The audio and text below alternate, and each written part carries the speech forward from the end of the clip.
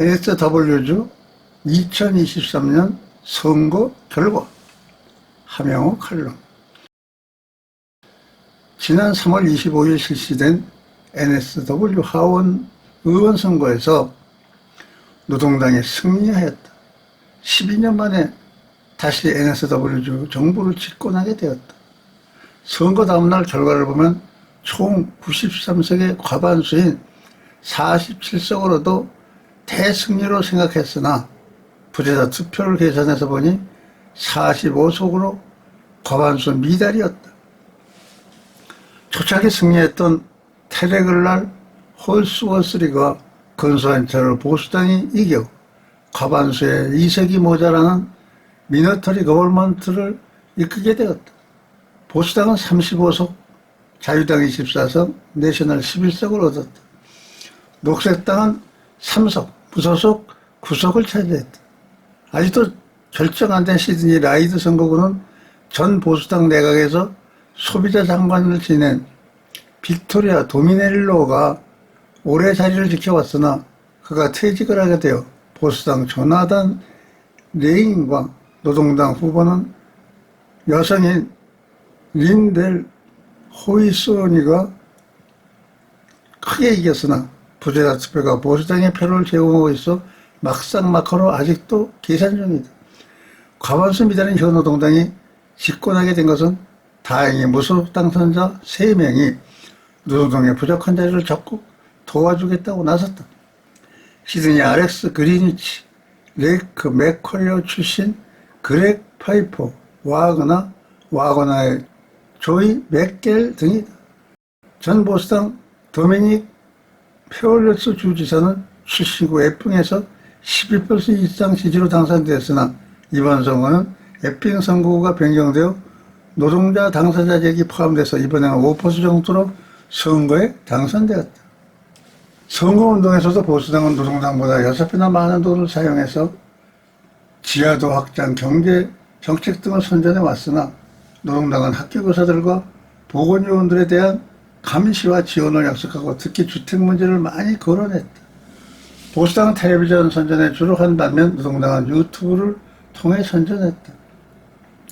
인스타그램, 페이스북을 통해 여성들에게 주로 선전했다.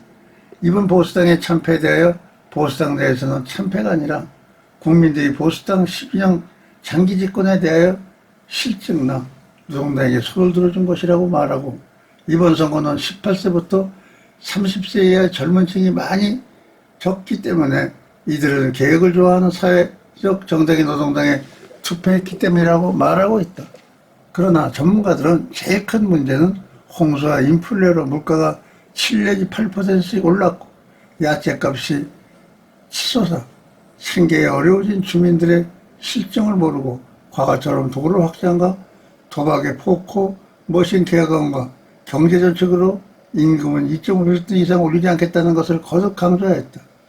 NSW주 공무원 수는 43만 명이 되는데 60%가 교사와 간호사를 포함한 보건요원이다.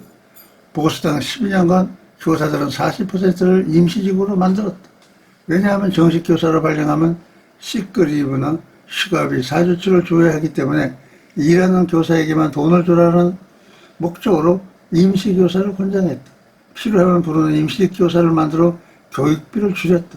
교사가 되었는데 학교에 가지 못하고 오늘 내가 필요한가 전화로 물어서 필요하다면 출근을 하고 필요 없으면 집에서 쉬라고 하니 임시직 교사가 계속 할 수 없어서 다른 직업으로 전환할 수밖에 없었다. 그 결과 교사가 부족하여 근래 모집을 하고 이번 선거에 10,000명의 임시교사를 정식교사로 임명하기로 하였으나 이미 교사들이 없어 전전긍긍하고 있다. 또 코비드19로 간호사들이 여름철에 플라스틱 옷을 입고 마스크를 쓰고 일을 했다. 빅토리아주는 보너스도 주면서도 위로하였지만 NSW 정부는 간호사들이 모자라 시간에 근무 강화하여 보건요원을 괴롭혔다. 정부가 간호사 보충을 안 하고 물가는 오르는데 봉급도 올려주지 않아 이들이 바쁜 시간에 나와 데모를 해야 했다. 또한 시드니 소부개척에 보수당이 크게 기여했지만 내실을 기여하지 않아 주민들의 배신을 당해 서부지역 거의가 노동당에 투표했다. 보수당이 집권한 2011년 후 서부 시드니의 인구가 50만 명이 늘었다. 그러나 정부는 인구가 늘어난 만큼 시설 문제에 등한시했다. 우선 주택을 보자.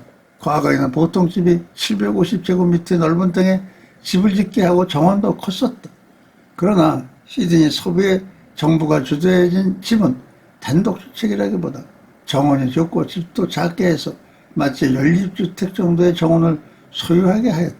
그래서 소방당국까지 너무 집이 촘촘히 지어져서 만약에 산불이라도 지역에 나서 주택이 타게 되면 모두 타게 될 것이라고 경고했다. 길도 좁아서 동부나 북부보다 파킹이 어렵다. 이곳은 시드니 시내보다 여름철에는 약 10도씨 높다. 그러나 시드니 서부는 해안지대가 없어서 인공적으로 정부가 수영장을 만들어줘야 한다. 근데 브렉타운에는 7만 7천 명의 수영장 하나다. 부천의 시드니 동부는 수영장이 9개이며 바닷가의 수영장도 9곳이다. 북부 부천은 18개 수영장이 있다. 인구가 늘어나는 브렉타운은 몇 년 후 10만 명의 하나가 된다. 서부 지역을 개발 아니라 세컨드 시티즌으로 만들어 버렸다. 감사합니다.